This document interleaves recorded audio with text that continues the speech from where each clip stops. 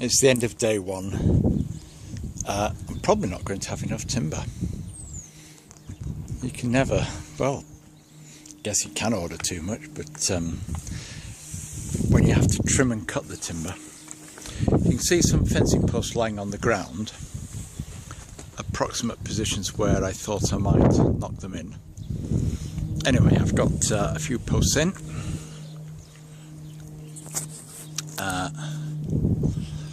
1, 2, 3, 4, 5. One at the back, 6. Oh dear, a bit dark when I lift up there. And I've got the boards in place for doubling up the track. There's a second board there, and I'm about to start the boards for quadrupling the track here. We're going to have 2 bypasses. Another board will be on that side. Anyway, that's it for the first day.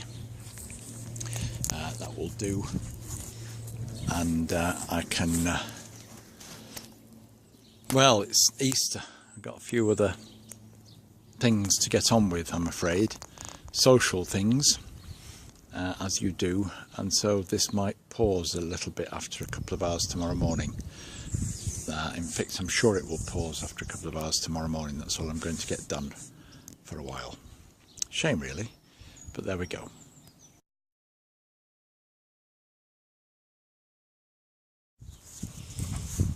Well, that's a fabricated I-beam or H-girder. Each individual piece of wood is relatively light when it's all screwed together. It's all quite heavy. I've attempted to stagger all the joints so that there aren't any 2 joints in the same place.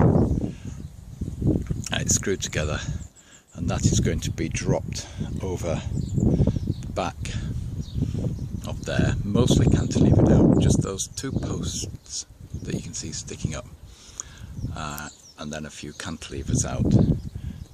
So there's quite a bit of weight that's going to be carried out there. So much so that I've decided I'm going to double up the battens underneath that's going to be carrying it, because the posts space fairly well apart. I've not had any trouble with it before.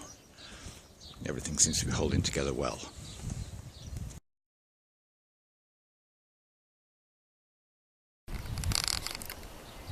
I've just taken the bridges out, so you're not going to see them in place.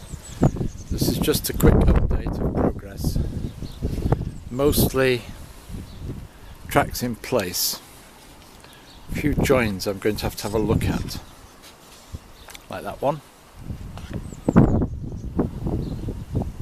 And we've got 2 main lines, passing loops, mostly second-hand track,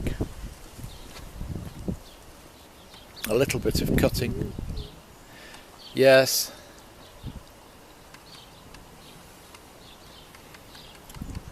and then round the corner a bit of a gap to fill there, and some sorting out to do here, and relaying of this stuff so that it all runs better. Oh, and this flexible track is a nightmare to bend and keep bent. It's not. I've got one that will bend an individual rail, but you have to take all the sleepers off, bend the 2 rails to different curves, and then put the sleepers back. And I've done that here on this one and somewhere else. This is flexible track, which just keeps wanting to spring. It should be called springy track, because all it does, it wants to spring back to some other shape. Must be screwed down. It's got to be fixed firmly. That is bent rail. The bent rail keeps its curve. The flexible track goes all over the place, and then I end up with